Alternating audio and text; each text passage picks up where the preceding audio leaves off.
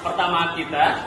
Pada kelas hari ini kita akan mempelajari tentang bagaimana kita berlindung dari berbagai macam bahaya.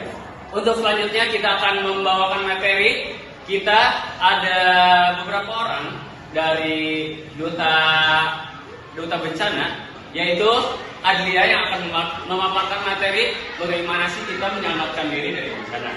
Untuk selanjutnya marilah kita panggilkan duta bencana kita, Adlia. Assalamualaikum, halo adik-adik. Hai. Nah adik-adik, sebelum masuk ke materi yang bakal kita bahas, kakak izin memperkenalkan diri terlebih dahulu ya. Perkenalkan, nama kakak Adlia Nur Aini sebagai duta bencana. Baik, sekarang masuk ke materi aja ya. Sekarang kita bakal membahas tentang gempa bumi. Nah, sebelumnya di sini ada yang tahu kan gempa bumi itu apa? Belum, Kak. Gempa bumi itu adalah getaran yang terjadi di permukaan bumi akibat pelepasan energi dari dalam secara tiba-tiba yang menciptakan gelombang seismik. Jadi pengertiannya yang tadi ya, penyebab dari gempa bumi itu disebabkan oleh pergerakan latih bumi yang memberikan efek getaran pada permukaan bumi. Kalau ada gempa kan suka ada kayak getaran gitu kan, itu efek yang diberikan oleh dari gempa bumi tersebut. Terus gempa bumi pun ada jenis-jenisnya. Yang pertama, gempa vulkanik yang disebabkan oleh letusan gunung berapi. Penyebabnya itu letusan gunung berapi. Yang kedua, gempa tektonik yang dipicu oleh pergerakan lempeng tektonik. Seperti dua lempeng saling berpisah atau bertabrakan di bagian bawah permukaan bumi. Kalau misalnya gempa tektonik. Selanjutnya ada gempa tumbuhan yang terjadi di gunung, kapur, area pertambangan. Yang keempat, gempa tumbukan terjadi karena ada tumbukan asteroid atau meteor yang jatuh ke bumi. Lalu yang terakhir ada gempa buatan yang dipicu oleh aktivitas manusia. Lanjut, jenis gempa berdasarkan kedalamannya. Gempa bumi dangkal. Hiposentrumnya, titik pusat gempanya itu berada kurang dari 60 km dari permukaan bumi. Yang kedua, gempa bumi menengah. Hiposentrumnya berada di antara 60 km sampai 300 km di bawah permukaan bumi. Yang ketiga, gempa bumi hiposentrumnya berada lebih dari 300 km di bawah permukaan bumi di dalam kerak bumi. Lanjut, sebab dari adanya gempa bumi terdapat dari hilangnya nyawa dan cedera, retakan tanah longsor, bangunan roboh, dan menyebabkan tsunami juga. Nah, jika ada gempa bumi pun, ada yang harus kita lakukan. Nah, adik-adik pada tahu nggak? Apa tuh? Nah, yang pertama, hindari berdiri dekat gedung tiang atau pohon. Jadi pohon yang besar-besar kalau lagi gempa, jauhin dari tempat itu. Yang kedua,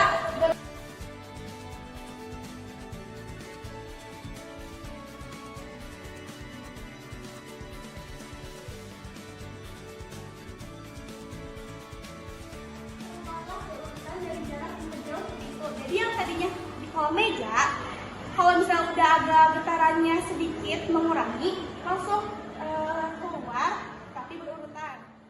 Yang ketujuh, jika sedang berkendara, turun dari tempat yang aman. Jadi jangan dilanjutin kalau misalnya lagi ada menuju ke tempat yang gak aman gitu. Oke. Baik, terima kasih. Nah, ada yang mau ditanyain dulu nggak nih adik-adik? Saya, Kak. Silakan. Bagaimana jika terjadi gempa saat berkendara? Nah, jika terjadi gempa pada saat berkendara, yang pertama, hentikan laju mobil atau kendaraan. Jangan berusaha mengemudi saat gempa berlangsung, menetilah di tempat terbuka. Hindari parkir di dekat objek yang rentan roboh saat gempa bumi, seperti parkir di samping bangunan, lem, atau pohon agar mobil Anda tidak tertimpa. Hindari juga memarkir mobil di atas jembatan karena berpotensi roboh. Baik, adakah lagi yang mau ditanyakan? Apa yang harus kita lakukan jika terjadi gempa bumi saat kita berada di gedung tinggi? Jika berada di gedung yang tinggi dan tidak bisa keluar dari gedung, segera lindungi tubuh dari reruntuhan. Teman-teman harus berlindung di bawah meja atau di sudut ruangan yang kuat seperti dinding, Hindari benda-benda yang bisa jatuh seperti jendela, lemari, atau barang lainnya. Jika teman-teman sedang berada di rumah dan sedang memasak, segeralah matikan kompor dan segera keluar dari rumah. Langkah ini bisa mencegah kebakaran. Oke Kang, terima kasih. Nah, dari informasi yang telah Kakak sampaikan dari awal sampai akhir, ada yang berani menyimpulkan tidak? Kalau ada, angkat tangan ya. Saya Kak. Kesimpulannya adalah gempa bumi dapat terjadi karena berbagai faktor, mulai dari aktivitas alamiah hingga perbuatan manusia. Adapun dampak yang diakibatkan mulai dari kerusakan ringan hingga kerusakan yang parah. Untuk itu kita semua harus selalu hati-hati dimanapun dan kapanpun. Jadi, mungkin hanya segitu yang dapat Kakak sampaikan. Kurang lebihnya mohon dimaafkan. Assalamualaikum warahmatullahi wabarakatuh. Terima kasih.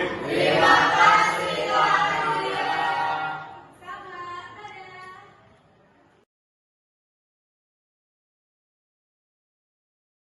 A few moments later.